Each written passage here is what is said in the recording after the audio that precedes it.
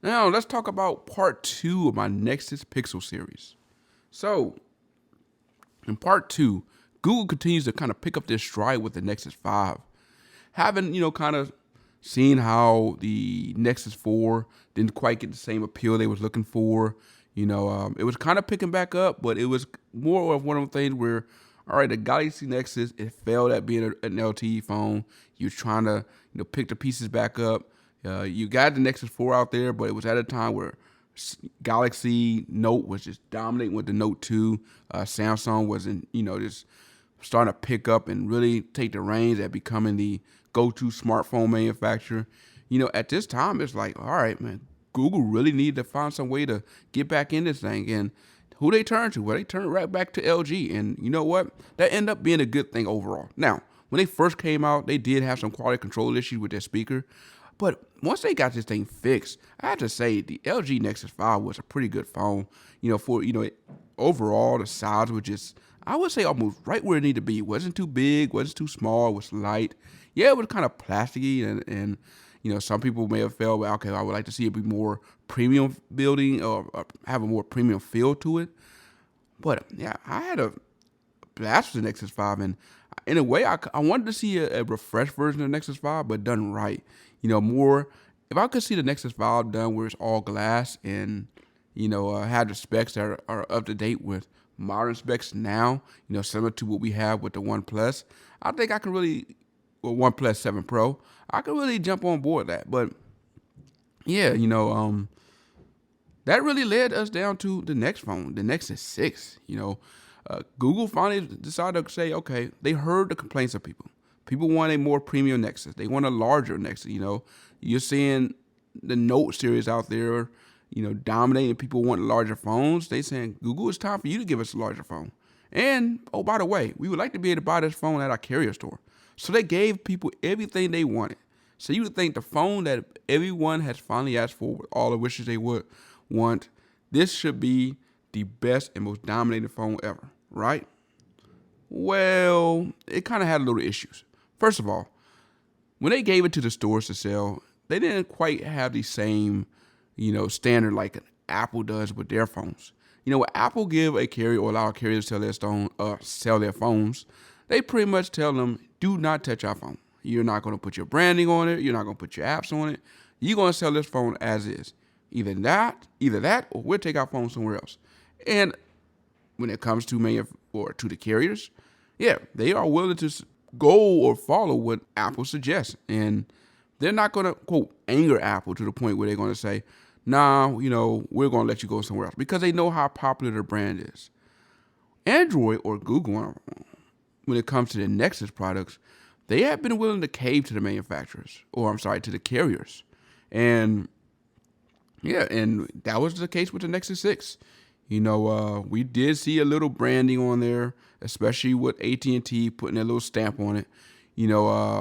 They kind of locked it down where they SIM locked it, as well as adding their own little ringtones and stuff. So there are a lot of fans who were like, look, this is a Nexus phone. This is supposed to be the one phone that's supposed to be pure. This is the one phone we go to for Google to give us a pure Google experience without any carrier branding, without any carrier interference. Only thing we wanted the carriers to do was sell the phone as is. And Google did not hold the carriers to that standard. And yeah, it was a letdown for people.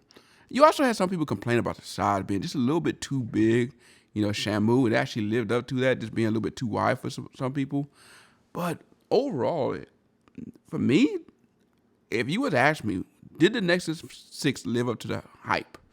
All of those people back in the day when you had a Motorola Droid and the Nexus 1, and you were like, man, if I can have the Motorola Droid, but with the Nexus 1 software with Google's on it, I would like to see those combined, especially in the era where it was a new Motorola owned by Google. Could we finally see the Motorola Nexus we all dreamed of? And For me, I felt like it did live up to the hype. Yes, it had some issues. Like I said, I would have liked to see less carrier interference. But even with the carrier interference, a lot of us knew how to get around that. The little carrier branding that AT&T put on there, we was able to clean that off with a toothbrush. As far as being locked down, you was able to pay for the phone outright and get it unlocked or get it SIM unlocked, so that you can use it on any carrier. In fact, that was what I did with my Nexus 6, and I tested going to different carriers, including Verizon, and was able to put their SIM card in it and use it just fine. So for me, the phone lived up to the hype, and yeah, like the Nexus 5, it's the one phone, Nexus phone that I still own. So as far as the Nexus 5 and Nexus 6, I consider those two to be, as far as the second half of the, or part 2 of my Nexus Pixel history, to be the successful phones. But we got to conclude the Nexus line with the 5X and 6P. Now, I talked about how the Nexus 5 was a very popular phone for a lot of fans. And yeah, with the Nexus 6, some people was kind of complaining that, even though you gave us a Nexus 6 phone that was a Nexus or more premium Nexus, we want a Nexus to kind of be cheap. That was kind of our appeal to the Nexus. You had some people that said, I go to a Nexus because I want a similar to flagship-like phone, but cheaper than what the other flagship carriers or manufacturers are putting out there. And so Google had to decided to appeal to both fans. So the Nexus 5X was more geared towards those who were wanting a cheaper phone, and they gave it to them. While the Nexus 6P was geared for those who wanted a premium phone. Now, overall, I would say that software-wise, Google did a good job with the experience. When the phone first came out, I think even though you had some complaints about the build quality of both phones and, understood, especially 6P being able to be bent pretty easily, overall, I think a lot of people would say that, they enjoyed it for the most part, until we got to the point where we started having issues with boot looping issues and barrier issues, and then you had to deal with the manufacturers and Google to handle this. This ended up in Google paying over $17 million in class action lawsuits. So if you were to look at where these phones stand, where I may think these would be a successful line, the reality is you can question whether or not they were really actually successful, because yeah, it's kind of hard to say you're a success if you're actually costing your company money.